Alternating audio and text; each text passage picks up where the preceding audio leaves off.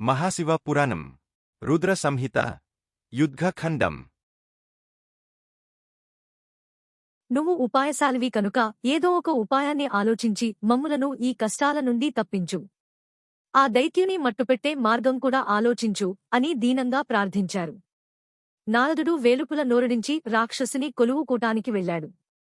నారదాగమనాన్ని విన్న దైత్యవరుడు ఎదురేగి చేతులు జోడించి స్వాగత మర్యాదలు చేసి శాస్త్రోక్తంగా పూజించి వచ్చిన పనిని ఆజ్ఞాపించండి అని కోరగా ఆ దేవర్షి పతన హేతువులైన పల్కులను సుధామధురంగా ఇలా పలికాడు. ఓ దానవ సార్వభౌమా! నువ్వు చాలా బుద్ధిమంతుడవు. సృష్ట్యాదిగా అనేకమంది రాక్షస సార్వభౌములను నేనెరుగుదును.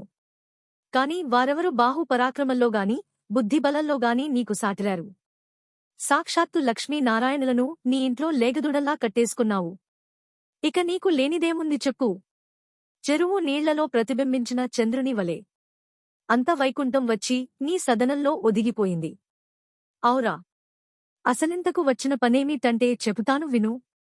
నేనీ మధ్య కైలాసం వెళ్లాను. అది 10,000 యోజనాల విస్తీర్ణం కలది. అక్కడి రాళ్లన్నీ చింతామణులే, చెట్లన్నీ కల్పవృక్షాలే, గోవులన్నీ కామధేనువులే, అశ్వాలన్నీ ఉచ్చేశ్రవాలే, మాతంగాలన్నీ ఐరావతాలే. అసలు కైలాస శిఖరమే బంగారపు కొండ. అక్కడివన్నీ అద్భుతాలే. అక్కడ పార్వతీ సహితుడైన పరమేశ్వరుని చూచాను. ఆ పార్వతీ ఎంత అందంగా ఉందనుకొన్నావు. ఇన్ని లోకాలు తిరిగానుగాని అంత శ్రేష్టమైన నారీ రత్నాన్ని చూడలేదు. సరే, అదలా ఉంచు.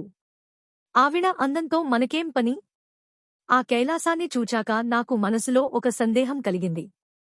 ఇంత సంపద ముల్లోకాలలోనూ ఇంకెక్కడైనా ఉందా అని. అంతలో నీ సంపద గుర్తుకొచ్చింది. దాన్నొకసారి చూచిపోదామని వచ్చాను. అంతే, నారదుని పల్కులకు ఉబ్బితబ్బిబ్బైన జలంధరుడు తన పూర్ణ సంపదను ప్రదర్శించాడు. దానిని చూచిన నారదుడు ఇలా అన్నాడు. ఓ దానవ వీరా! నిజంగానే నీ సంపద గొప్పది. నీకు లేనిదంటూ ఏమీ లేదు. కాని ఒక్కటే కొరత కనిపిస్తోంది. నీ సంపదలో శ్రేష్టమైన స్త్రీ రత్నం లేదు. అది లేని నాడు ఇదంతా వ్యర్థమే. నారీ శిరోమణి అనే మాట చెవిని పడేసరికి ఆ రాక్షస వీరుడు మదనాకుల మానసుడై, నారదా!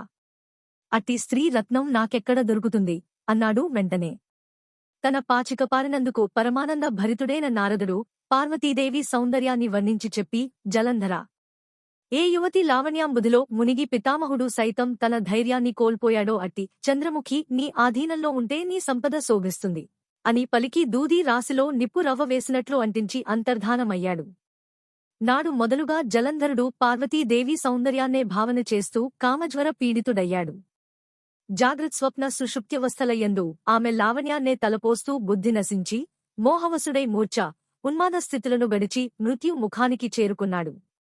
అంత్యకాలం సమీపించగా ఔచిత్యాన్ని కోల్పోయి రాహువును పిలిపించి అతనికి చెప్పవలసిన మాటలను చెప్పి పార్వతీదేవిని తన స్వాధీనం చేయమని శివునకు చెప్పవలసిందని దూతగా పంపాడు.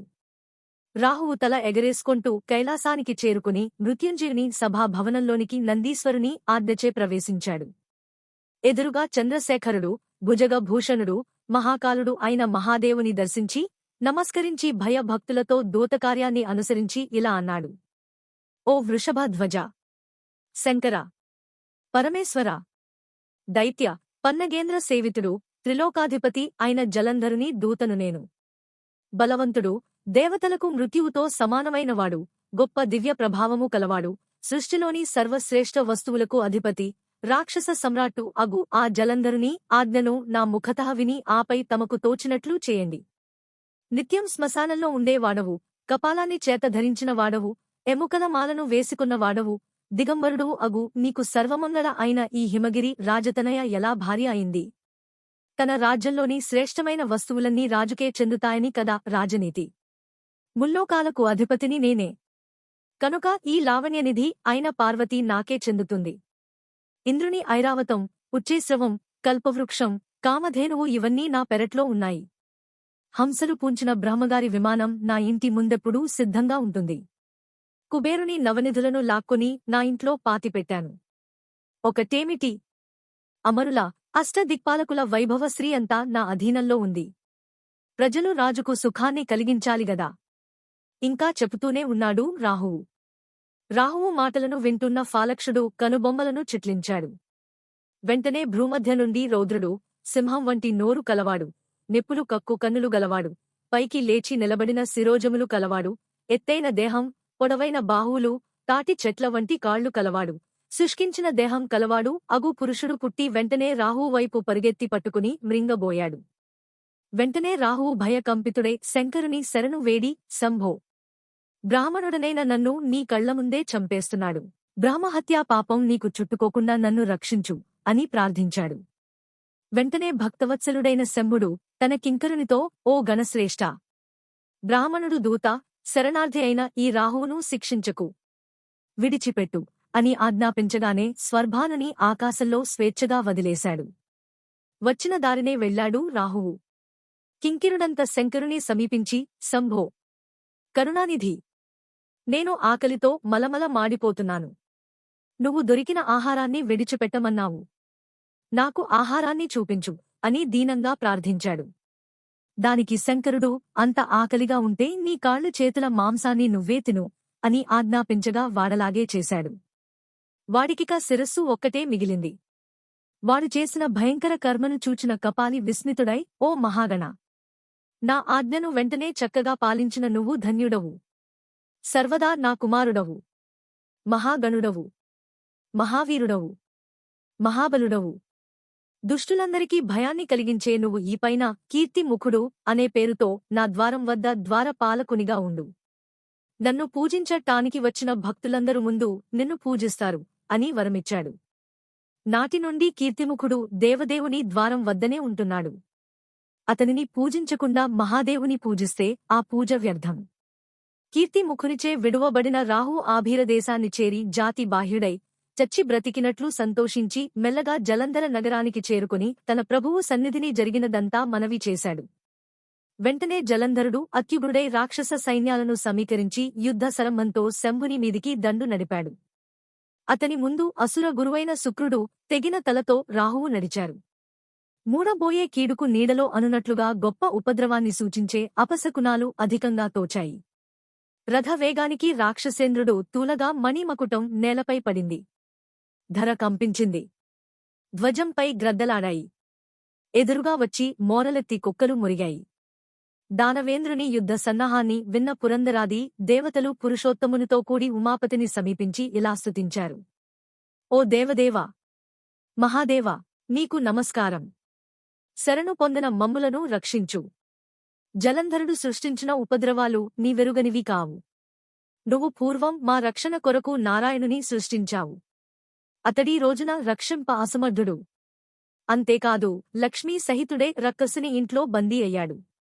వెంటనే దానవ సంహారానికి పూనుకో. ఆదిత్యుల పేద మాటలకు జాలిపడిన కాలకంఠుడు జలజాక్షుని పిలిచి, ఓ విష్ణు! నువ్వింతవరకు జలంధరుని వధించకపోవటానికి కారణమేమిటి అని ప్రశ్నించగా ఇందిరా రమణుడిలా అన్నాడు. చంద్రశేఖర! జలంధరుడు నీ అంశ నుండి ఆవిర్భవించినవాడు. సాగరపుత్రుడైన కారణంగా లక్ష్మికి సోదరుడు.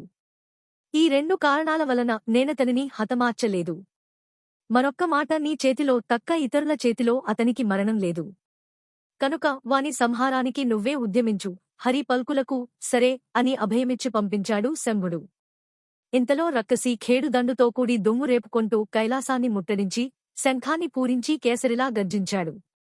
శంఖారావాన్ని విన్న భర్గుడు ఉదగ్రుడై, వీరభద్ర, వారణముఖ కార్తికేయ, నందీశ్వర, భృంగీశ్వరాదులను ఇతర ప్రమథ రుద్రగణాలను పోరుకు సిద్ధం చేశాడు. వారంతా కైలాస శిఖరాన్ని వీడి ఆయుధాలను చేపట్టి చివ్వకు సిద్ధమై నిలిచారు. రుద్రగణాలకు రాక్షస గణాలకు మధ్యశస్త్రాస్త్ర సంకులమైన సమరం ప్రారంభమైంది. భేరి, మృదంగ, శంఖ ధ్వనులు వీరులకు ఉత్సాహాన్ని కల్పిస్తున్నాయి. ఏనుగుల ఘీంకారాలతో గుర్రాల సకిలింపులతో రథాల చక్రధ్వనులతో యుద్ధభూమి 7 వారాలు ముసురు పట్టిన నాటి ఆకాశంలా బీభత్సంగా ఉంది. ధానుష్కులు విడిచిన శర పరంపర వినువీధిని కప్పేసింది. శబరి నీరు తగిలిన గోదావరిలా రణరంగం రక్తసిక్తమైంది. మృతులైన దైత్యులను శుక్రుడు తన మృత సంజీవిని విద్యతో బ్రతికిస్తున్నాడు. ఆ విషయాన్ని రుద్రగణాలు తెలుపగా రుద్రుడు ప్రళయకాల రుద్రుడై క్రోధావిష్ణుడయ్యాడు. వెంటనే అతని ముఖం నుండి భయంకరమైన కృత్య, క్షుద్రశక్తి, ఆవిర్భవించి పర్వత గుహ వంటి నోరు తెరచి యుద్ధ భూమిలో రాక్షసులను భక్షిస్తూ శుక్రుని సమీపించి గరుడు సర్పాన్ని పట్టినట్లు భార్గవుని ఒడిసిపట్టి క్షణంలో ఆకాశంలోనికి అంతర్ధానమైంది. వెంటనే సుడిగాలికి ఎగిరిన ఎండుటాకుల వలె అసుర సైన్యం భయంతో చెల్లాచెదరైంది. వెంటనే శుంభ, నిశుంభ, కుంభ, నికుంభాది రక్షాగణాధ్యక్షులు వారి సైన్యం యొక్క దైన్యాన్ని చూచి మచ్చరించి పెచ్చు పెరిగి హెచ్చరిక మాటలాడి వారిని నిలువరించి ప్రావృట్కాల వర్షధారాపాతాన్ని మించి క్రూర నారాచాలను గుప్పించి ప్రమథ గణాలను పాతరలాడించారు.